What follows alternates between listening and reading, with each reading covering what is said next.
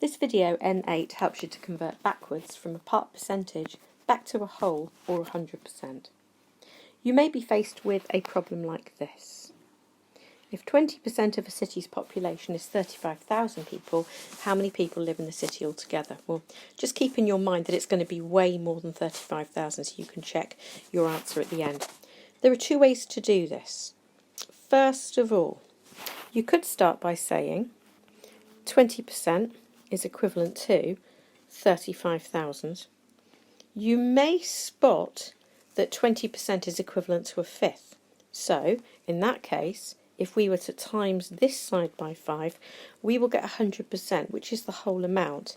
And remember, whatever you do to the left, you also have to do to the right. So, doing 35,000 times 5 with a simple short multiplication sum, we will get 0, 0, 0, then 5 times 5 is 25, and 3 times 5 gives us 15, add the 2, gives us 17. So the whole city's population is 175,000. Looking back at what 20% is, 35,000, this seems like a sensible answer as it is way larger. Some people choose to tackle this problem in a slightly different way. Same problem again. This time, let's start again with 20% equals 35,000. If you can't spot that 20% is a fifth of 100%, what you could do is you could just divide by 2 to give you that wonderful percentage, 10%, which is a really easy one to work with. And doing a bus stop, dividing this by 2, 2's into 3 goes 1, remainder 1, 2's into 15 goes 7, remainder 1, 2's into 10 goes 5, and then 0, and then 0. So 10% is 17,500. From there, it's really easy to get from 10% to 100%, and that's simply by timesing by 10. And if you times the left by 10, you have to times the right by 10. So that will give you 175,000 altogether.